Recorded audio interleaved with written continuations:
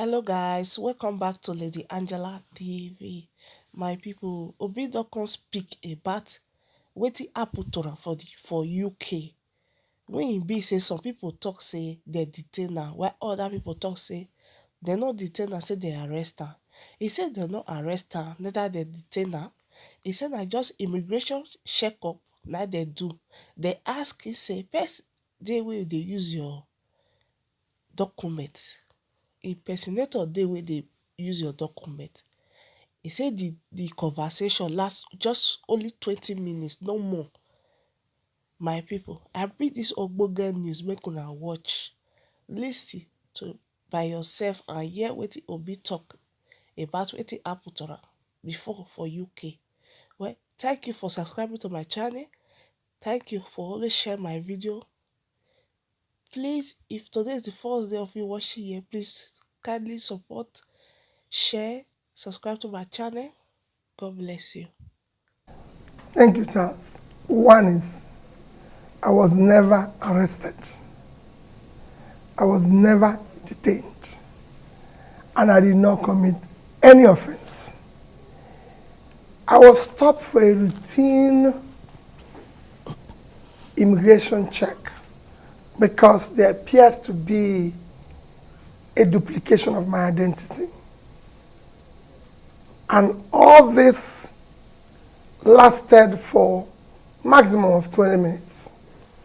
And I was treated in what I do with all due respect. Charles, I lived in the UK in the 90s, say from 1993 until 2005. I remember meeting you in London, actually, in that period. Yes. Charles, not just that I lived there, from that 1993 till now is a period of 30 years. I have never been questioned, arrested, detained in any country in the world. I've never even been, for any reason, found myself in any manner being questioned for any offense. I've not committed any offense. So it was a routine immigration check. And it lasted, like I said, less than 20 minutes. And I was actually given all the due respect by the border personality that interviewed me, who told me, your identity is duplicated, be careful. And actually had to walk me through what I can call the VIP process and everything. And I have a written document from British government. I've seen that document. Thank you. I showed it to you. Clarifying the situation. He was never detained, and it was just a few minutes question and everything. And they were Nigerians because I arrived on British Airways. So they were Nigerians who were queuing up. Even Woods here was even worried that I was asked to just wait for a few minutes. And when that happened, I explained it to them, and there was nothing. But it's been traumatized and everything because it's me. People said I was detained, committed an offense. People said even committed several offenses and everything. Oh, his company was closed. He wasn't paying tax. Charles, for the years I lived in Britain, never have I had any day been questioned. And I can say it, my taxes, my days were duly paid. In fact, most times they have refunded me money for overpayment. I've borrowed money, I've done everything globally. Not one day did I default in any. If you find one default, then it's not Peter Obi.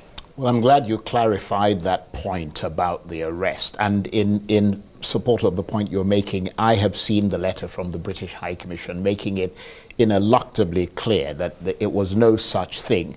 Nevertheless, as you said, there was a huge hullabaloo about that in Nigeria. I mean, was that a humiliation for you, or at the very least embarrassing that all this was being talked about you? And I mean, No, even the people who follow you were disappointed. Charles, I would have made comment on it earlier, but these things happened during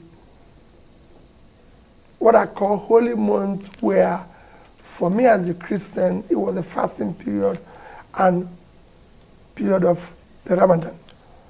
And I felt it is not time to make comments. I only answered one question within that period when I was mentioned with treason, because I felt it's a huge offense. And because it was actually mentioned where it shouldn't have been mentioned. Other than that, right. I just felt this is the clarification. And I've just shown you the letter. Yes. I won't go about telling everybody and showing everybody the letter. Yeah, that is true. It just showed you where we've taken our rascality to, where people now come up with all sorts of things. Well, some people said you were deported from the UK. but obviously not. No, they saw it. I was routine check and I was allowed to go. Right. They even saw where I attended churches and meetings and everything. But that's where we have reached. But I mean, what sort of questions did they ask you when they took you in? Nothing. I was there. Nobody took me to anywhere. Right. I was just in front of a counter and I was asked a question and they said, there's something wrong with your identity. There's something wrong with your identity. Just give me a few minutes. And that's it. And I sat there for the few minutes. For about 15 minutes, he came back and said, your identity is duplicated. And if my identity is duplicated, you've lived abroad as identity theft, duplication, which I would say must have originated from here. But Well, that is for another day. Yeah, I'm glad you've clarified that point. But there's also another question being raised about whether you are a dual citizen.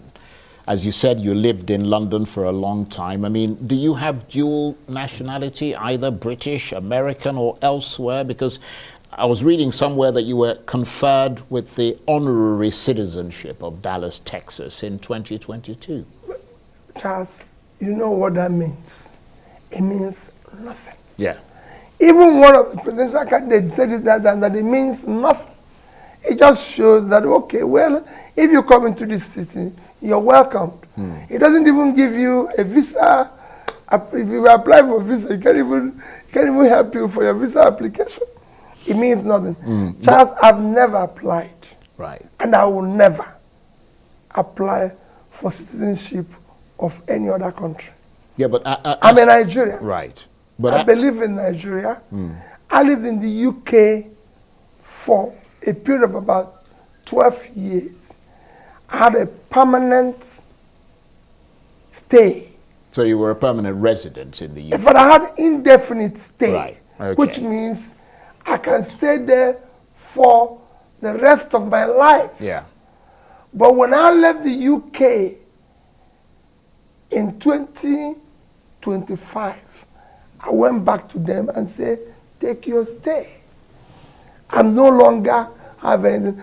And I go to the UK with visa. And also to clarify the fact that even if you were a permanent resident, that doesn't make you a citizen of that Well, country. I'm just telling you that even that stay, I returned it. Right. I have never applied, and I will never, as long as I live. Right. My family knows this, everybody knows that. I was born in Nigeria. I'm a Nigerian. God created me a Nigerian. He would have made me an American, or a Japanese, or a British. But since he made it that I'm a Nigerian, I will want to live and die in Nigeria. Nevertheless, Asari Dokubo, who is a well-known person from Rivers State, says he can prove that you are a citizen of the Solomon Islands, and that the conditions for buying property there is that you must be a citizen. What's your reaction? Do you own property there? One, I don't know where is Solomon Island. I've never been such a place in my life. I don't know. I've never been there. I've no reason to go there. Few places I've gone in the Caribbean, places like Haiti. I was in Haiti when they had the earthquake. I was a governor then. Everybody who is close to me knows that I've been to most troubled places in the world. So when there was earthquake in Haiti, I went to President Jonathan. He's still there. I said, Mr. President, I'm going to Haiti. They had an earthquake. I want to go and help them to rebuild. He was even surprised. He said, Peter, why? I said, that's what I've done all my life. I've been to most troubled parts of the world. As I'm speaking to you, Mr. President, I've withdrawn my son from school. We're going there to Haiti. And I went there. The High Commissioner then will tell you, I even met some police officers from Nigeria who were there, and they will tell you. I even traveled with some of the people who, Bob Manuel, who used to be one of the actors, he saw me and said, I'm going to this place to help them rebuild. And I helped them to raise money then, over $200,000. So I've been to Haiti, and I've been to Barbados. So other than that, I can't remember. I don't know where Solomon Islands, Charles. Right. I've never been there. I don't own a property anywhere outside Nigeria, except in the UK, where I lived. Yes. Other than that, any other place that there's a property in the name of Peter Obi, it is fake. It doesn't exist. And I don't need it. Why would I own a property where I don't live? Well, I'm glad you clarified that point, but I'm afraid there are other things that need clarification. The Minister of Information, Lai Mohammed, recently called for your arrest, accusing you of treason. Do you see any links between your activities lately and any treasonable offenses? Charles, is height of rascality. Height of rascality. That it was even announced in Washington. I committed a treasonable offense, and I'm in Onitsha. And my minister went to announce it in Washington. This is what I'm talking about. We're not talking about waste in governance here. People don't want to understand. The amount it costs Nigeria for him to go and announce that in Washington can fix, I can tell you, I've been in government, can build a block of 6 classrooms in a primary school. I'm sure if you go to his village, there's so many places where children don't even have desk or classroom to go to school. And instead of using that money to go and do it, he used that money to go to Washington to announce of treason of somebody who is in Onitsha. He doesn't need to do that. It is rascality of the highest order. These are the reason why we want a new Nigeria where things will work the way it works in other climes. From there he went to London, announcing the same thing. Well, I'm in Nigeria. He should have come to see me or invite me and say this is the offense. How did we get here? Yeah, that's a good question.